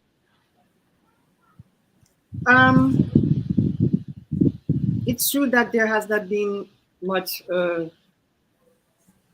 communication, between Haiti and the African continent, which is what I am advocating for. Because as far as I'm concerned, this Pan-Africanist link is what must break the hegemonic stranglehold over Haiti. And that's the only way it's going to happen, because individual countries cannot do it. It has to be Pan-Africanist movements, meaning Africa and its diaspora, including Haiti. And President Martelly, and believe me, I'm no fan of President Martelly. He was a very corrupt president who embezzled Petro-Caribe funds and is the main contributor to the chaos and devastation that Haiti is experiencing right now. But he did apply for membership of the AU. And for some time, there was a little euphoria where it was announced that Haiti had been admitted. And then, strangely enough, we heard that it wasn't. So I really don't know what the politics of this are. I know that the hegemonic powers are very reluctant to have Haiti have any connections that might break that stranglehold. Even in CARICOM, even though Haiti is an official member of CARICOM, but the United States and the United Nations do everything in their power to isolate Haiti from the rest of CARICOM. And you will see that because of the fact that the governments that we have are basically placed there by the hegemonic powers, so they answer to them and do not answer to the Haitian people, nor to the, and this is a major frustration of Caribbean leaders, because sometimes they have conferences where Haiti is included, and they always call me and say, You know, we sent correspondence to the minister and got no response, because as far as they're concerned, the only people they're dealing with is the US and the UN, because they're the ones maintaining them in power. And they encourage that isolation, because it's like a man beating his wife who cuts her off from her family and friends and then goes out and does the propaganda that she's lost her mind and there's something wrong with her. And that's the situation Haiti is in. She's kind of, you know, isolated from other, and so I don't know if pressure was brought to bear, because there is a lot of these African countries are also run by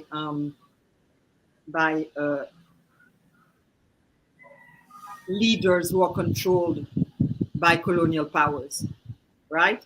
So maybe some pressure was brought to bear, not to include Haiti. We don't know what happened behind the scenes, but it was a very disappointing moment.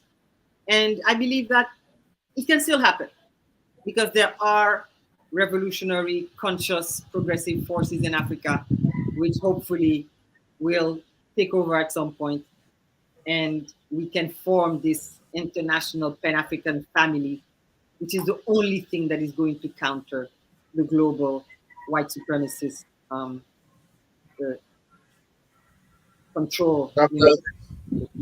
Dr. Manag and Dr. Ofosu.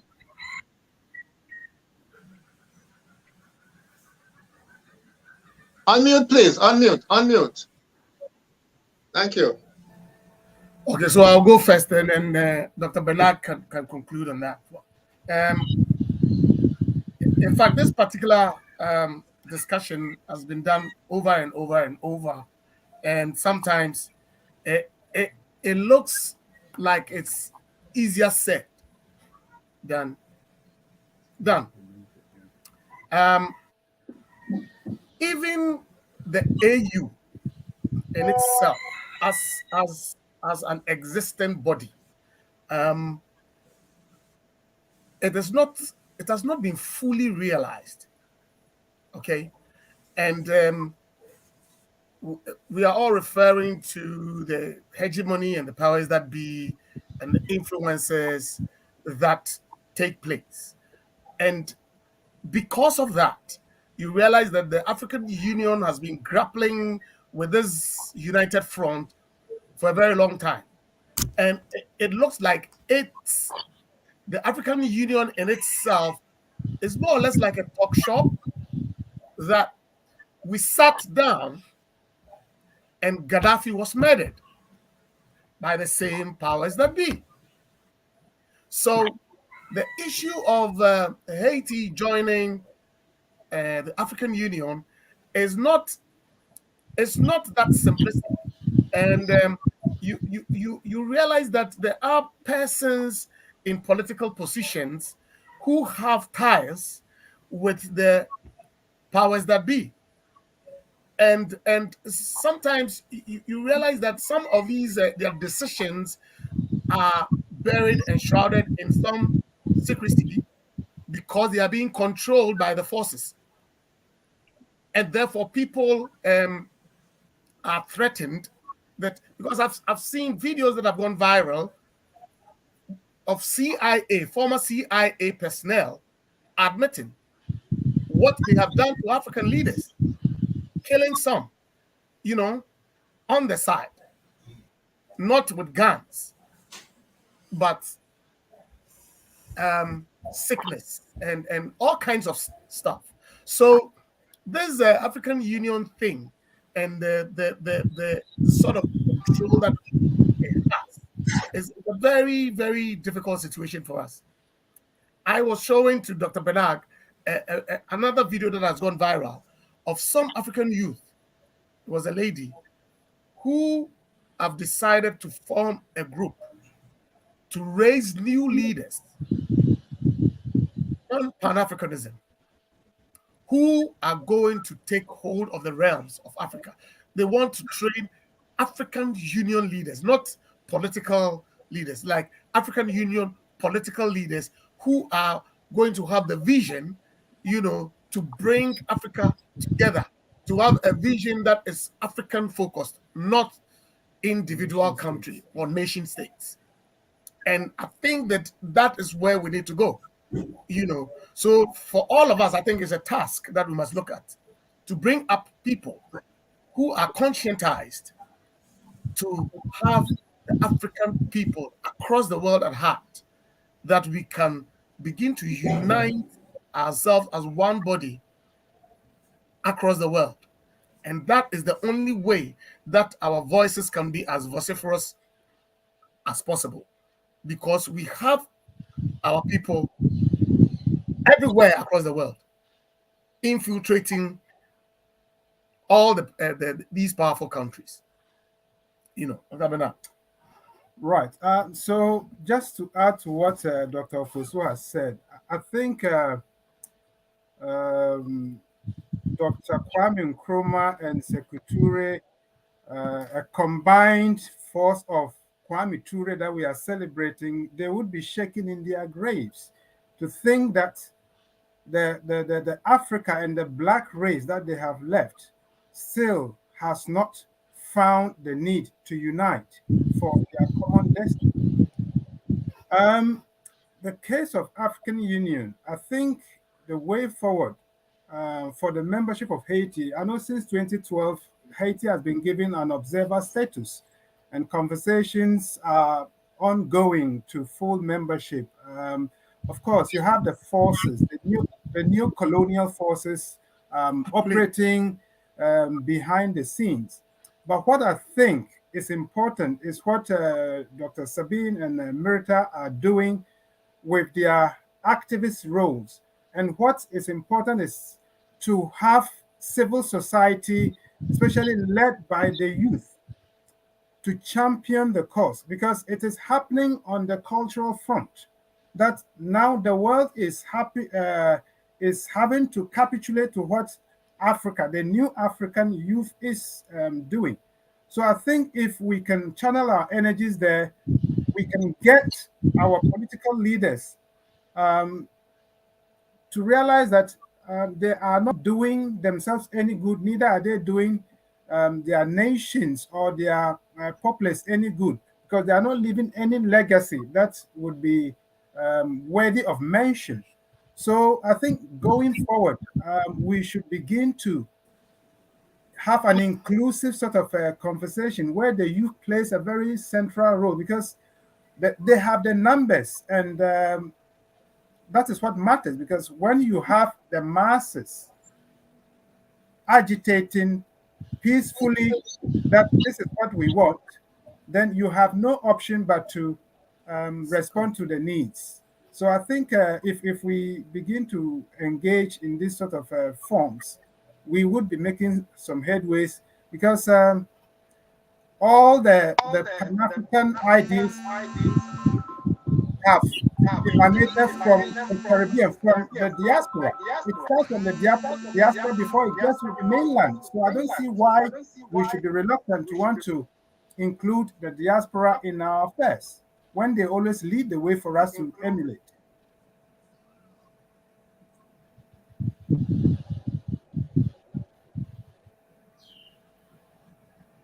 Yes, okay, thank you so much. We don't have time for any more questions. I personally would have liked to ask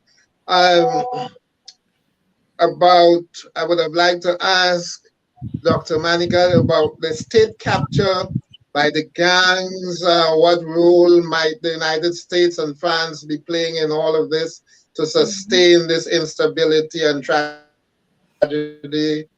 I would also have liked to ask Doctors Ofosu and Benag about how we can probably integrate dance into our curriculum in order to make learning of other subjects, traditional subjects, easier, but we don't have time. So I would now ask each of the panelists to do a 2-minute wrap-up, final words before we close the session.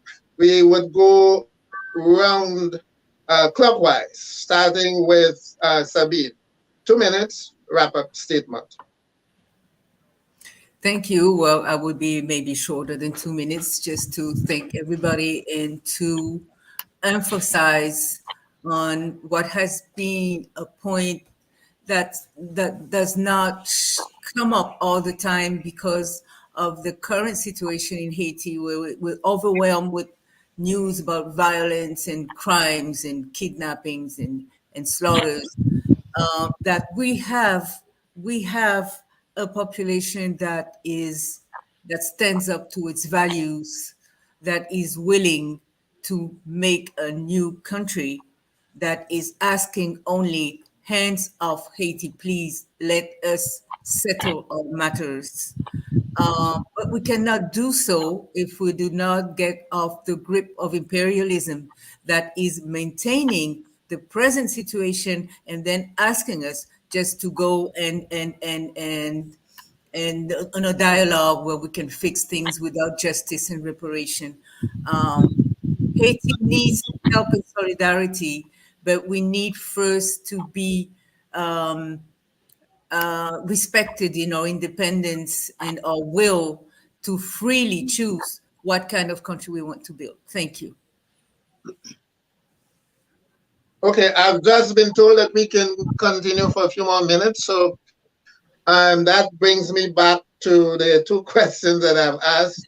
So the gangs, state captured by the gangs, how possibly implicated might the US and France be, and perhaps other countries in all of this? And then we would go to Ghana for a brief response to the question that I asked about dance and the curriculum. Yes. Well, the gangs, of course, this question we would obtain answers from both Sabine and Mirta on this question, and then we would go to Ghana. So go ahead, Sabine. Obviously, there are connections. There are more than connection. There are responsibilities by the foreign, let's say, the countries that control Haiti, the powers that control Haiti, but specifically the United States, because the arms and ammunitions come from there. And now that there is some kind of will to admit links between the proliferation of gangs and the illegal armed traffic. Curiously, every day they are discovering new ammunitions and containers that come directly from the United States and that are arriving in Haiti, and in several consulates in Florida.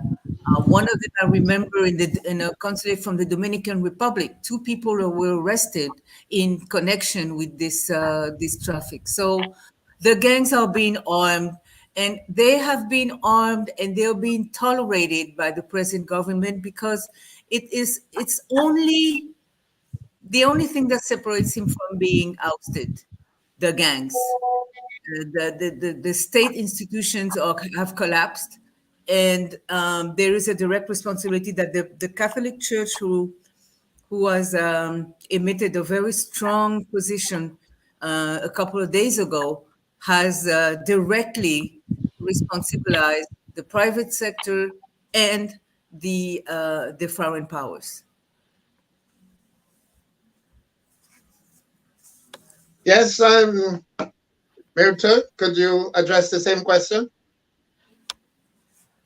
Nothing which is happening in Haiti is accidental. Everything that is happening in Haiti has been engineered. Haiti has the 4th biggest US embassy in the world. Poorest country in the Western Hemisphere. They never say the word Haiti without being followed by the poorest country in the Western Hemisphere. An insignificant, poor, crazy, chaotic country has the 4th biggest American embassy in the world. You cannot go through TSA with a pin in your pocket without being stopped, right? Through US Customs.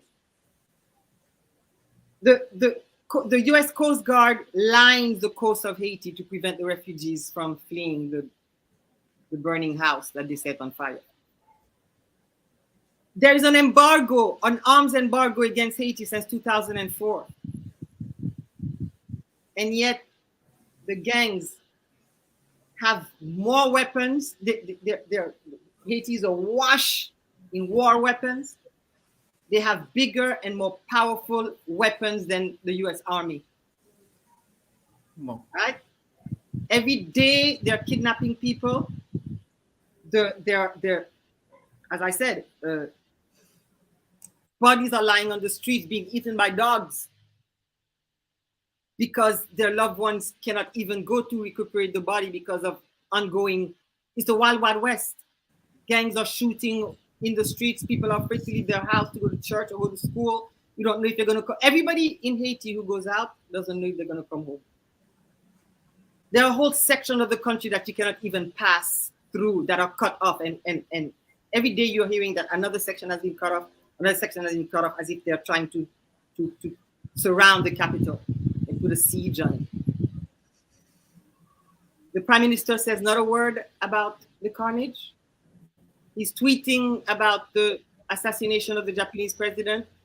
He tweets about to congratulate Emmanuel Macron for winning his election. He tweets about the building that collapsed in Cuba. The carnage that goes on in Haiti under his nose, not a word. The UN says not a word, not a word. And the UN has been in charge in Haiti for over 30 years.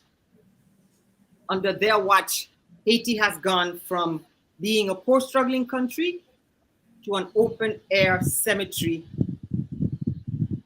a crime scene of devastation where people are living in hell. The countries that you see, the pictures that you see in Congo, in Somalia, where warlords are walking with big, machine guns on their chest and hundreds of thousands of displaced people are away because their villages have been set on fire. That's exactly what's happening in Haiti. Not a word from the government, not a word from the UN. Nobody talks about that. It's as if that's the norm. Right? Okay. And then now we were appalled that the other day, and what happens is that Haiti has gone from bad to worse into a pit of hell under the watch of the UN. The president has been assassinated, the first assassination of a head of state in 41 years in the hemisphere, in the last 41 years. And yet, the UN mandate is being renewed every year. And every year it gets worse. And every year the mandate gets renewed. And we were appalled. And what Brother David said about the CARICOM project for Haiti sounds wonderful. And we welcome it. And I agree with everything he said. But we were appalled. Haitians were appalled that CARICOM and the 3 African countries voted at the UN to renew the UN's mandate, in spite of the fact that thousands of Haitians have expressed in writing, on media, radio, television articles that they do not want the UN in Haiti. Putting the UN in Haiti is like putting the fox in charge of the hen house. They are the source of the problem because the chaos in Haiti justifies their position. So it justifies the renewal of their mandate. So it suits the government to have this chaos because they stay in power longer, and the UN justifies having its mandate renewed. If you had a child who came home with such an abysmal report card year after year, you would either take them out of the school or find a tutor or make a drastic change. But Haitians are being told every year that in spite of the cataclysmic and catastrophic track record of the UN in Haiti, their mandate has to be not only renewed, but strengthened. And I'm going to give you an exercise. Go and read the mandate of the UN, their mission statement, what they're supposed to be accomplishing in Haiti, which is stabilization, peace, advising the government on good governance, and it's a complete opposite of their mission statement, which is happening in Haiti. And everyone finds that normal. Every year their mandate is renewed as if they were doing a wonderful job. So it is clear that the gangs, the mayhem, the murders, the devastation are engineered by the powers that be. All the people who are there, who are in charge of Haiti, the UN, the US, the present government, all these people are complicit, because if they did not want this to be happening, it would not be happening, right? It is clear that this is what they want for the Haitian people. So what I'm asking, to close up, we are asking, what we need is a solidarity of the African world and the Caribbean people to realize, because what they do is they keep this kind of cordon sanitaire around Haiti, which is what they did since independence. They put a cordon sanitaire around Haiti, meaning they cut off trade, they cut off contact with other countries to put Haiti back to the wall where they had to give in to the ransom. So they keep Haiti closed off and isolated. And so people think, so all people know about Haiti is this narrative of this crazy country of people burning down tires and always never being able to settle down. What's wrong with these people? A bunch of crazy people. This is what it looks like, because that's what the news shows you. They don't show you why the people are constantly having to rise up because they cannot live. They're being strangled. Gas has been increased, inflation, the dollar is devaluating. The IMF has now made the government increase gas on the people. The people cannot eat. They themselves recognize there's a famine. 40% of the country is in food insecurity. And every day they twist it more, make it harder, increase the vice grip on Haiti, and the people are exploding. And then they tell you, well, what's wrong? We're trying, but these crazy people can't get their act together. So what we need is for people to understand what is going on in Haiti and to have solidarity with the Haitian people, not vote to renew the UN mandate at the Security Council, not vote for hegemonic powers to continue torturing and controlling Haiti at the UN. All the international fora, all the Pan-Africanist Caribbean people must come together to save Haiti, to liberate Haiti from the stranglehold of hegemony and imperialism. Well, okay, thank you very much, and I'll take that as a closing statement as well. Dr. Bernard and Dr. Ofosu, I'm changing the question for you because of time. In your closing statement, you maybe can touch on it, to give us a sense of what you want. This question comes from Africa. I am not sure which country, but it comes from Africa. And it's addressed to both of you. So you can respond and give your closing statements one time. Who determines who the leaders of the African Union are? Okay. Do we establish a new African Union as this one has been hijacked? Even the building, we must start with a cadre of construction teams to build our own African Union headquarters. And can you please mention again who this is working on the grooming of new young African leaders? And that question was directed particularly to Dr. Ofosu, I think. Who is grooming these young leaders? They want a name. So could you answer that question and do your wrap up one time? Thank you. Any one of you can go first. Okay. Unmute. So unmute. Okay, thank you. I have unmuted. Okay. So I have this lady. The video is on my phone now. I just showed it to Dr. Bernard today. I don't think the lady mentioned the name, but she mentioned the group, the association that they have formed. I don't know if I can quickly go back and see if I can find it.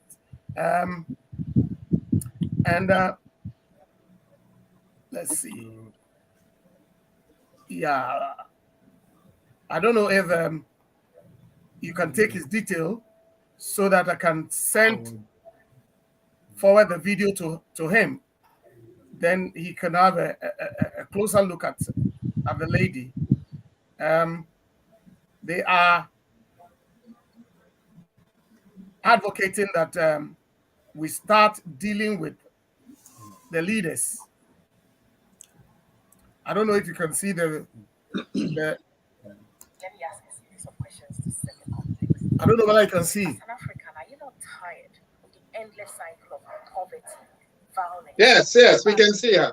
Okay. Everything Can you hear? seems to engulf our continent. Are you not fed up with Africa? No, but you can paraphrase what she's saying, but we see her. Okay. Are you not tired of seeing So Africans running? I have the video. So all I'm saying is that if the person who asked the question would want to get the video, I can send it to you, and then you may forward it to him. The person did not mention the name, but he mentioned the organization. So maybe you can follow that and then get that. I don't have that detail from her, from the video. But what I will say is that, yes, we are in a situation that is very dire. And in trying to put our thoughts and our strength together, we need to be very conscious of the fact that we are fighting against a force that is very difficult to surmount.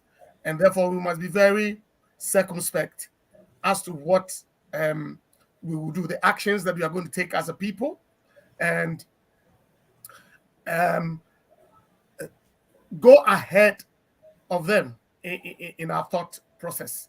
Because it looks like even within ourselves, there are people who have been planted to always sow a seed of discontent that would try to veer us off our course.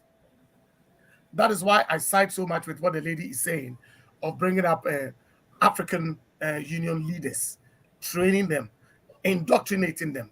I believe that indoctrination should be our next step of approach. Because if somebody in the Arab world can indoctrinate an individual to strap himself with a bomb, to climb a plane and detonate the bomb, and let everybody in the plane die together with them, that means that indoctrination is a very powerful tool. We need to indoctrinate our children not to strap themselves with bombs, but to be very steadfast that we cannot be moved. Even when they become leaders, they cannot be moved in no uncertain term. That what their focus and vision is, they will pursue it to their last breath. These are the sort of people that we need to take the realms of the Black communities.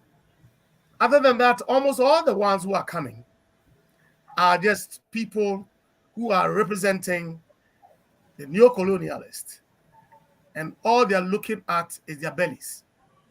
So we have to find a different approach where we are going to teach the up and coming ones how to be steadfast, how to be strong, how to be resilient, that we are not moved by anything but the focus on Africa and Africa alone. What is going to benefit us, the African people and the people in the Caribbean and the diaspora? What is going to benefit the Black community is what we are going to be focused on. Other than that, I would always say it would be a mirage. Can I just say one word? Something I forgot to say. Okay. Go ahead. The person who is running the UN office in Haiti, Hélène Lalim, actually went to the Security Council and praised the gangs. I know that is impossible. That sounds impossible. when the gangs federated themselves, when the gang was starting to become wilder and more powerful and more brazen, they federated themselves into 9 gangs, got together to create the G9.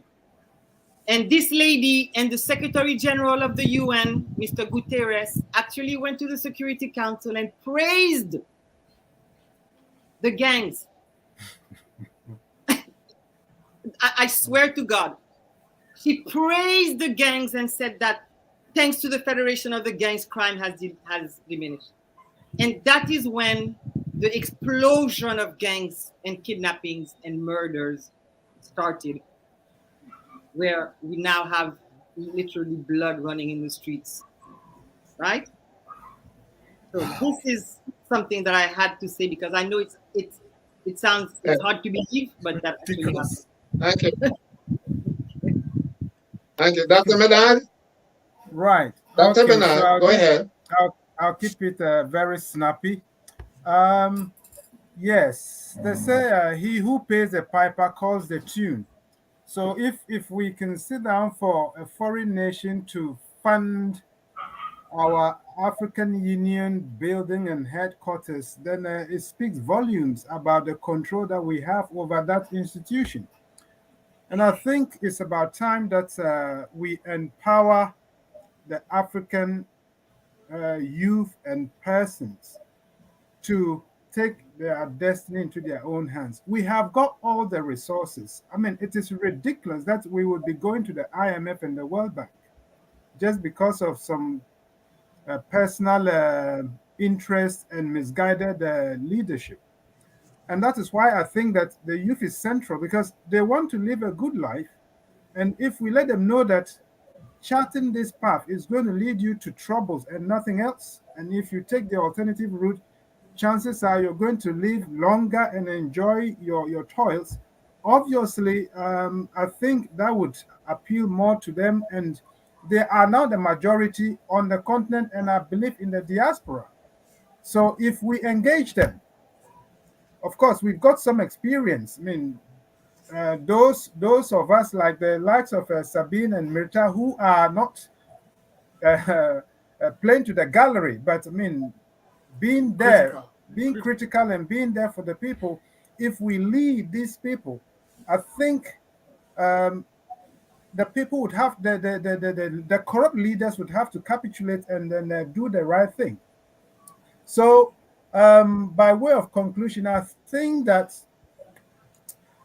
we should look at an African continent, a Caribbean continent, or the diasporic community to recalibrate and re-engineer our attitude toward the dependency syndrome, that we should learn to live beyond the supposed aid that these hegemonies are always extending to us with laced conditionalities that would only plunder us.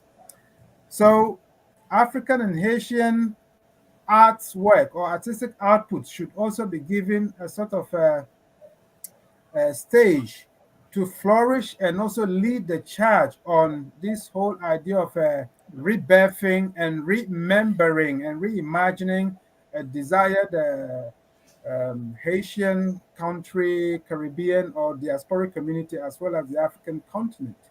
And the economic and social histories as espoused by Sabine and Mirta is something that is very important that we should pay attention to and try to imbibe that into our young people, because they are, in fact, they are the present, they are not the future.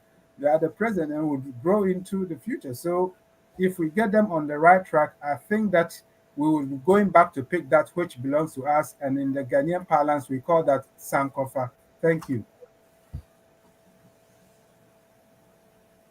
Thank you very much. We have come to the end of this discourse on this panel. Of course, we have defeated them over slavery. We have defeated them over colonialism. And I'm sure we will defeat them again and set Haiti free to the path of prosperity. I want to thank all of you, the panelists. First of all, Dr. Sabine Manigat, Ms. Milta Desulme, Ambassador David Commission, and our brothers on the continent, Dr. Samuel Benag and Dr. Terry Bright Ofosu. Thank you very much. I'm sure we will be seeing you again sometime in the future. I want to thank our audience. And as usual, I want to thank the people you are not seeing in the background who make this possible. Rene, Francois, Nzinga, Sister Nzinga, and Sister Zakia. Thank you very much for keeping things under control. Thank you, and good evening, good night to everyone. Thanks to the audience for their participation, their questions, and their comments. Thank you very much. Good night.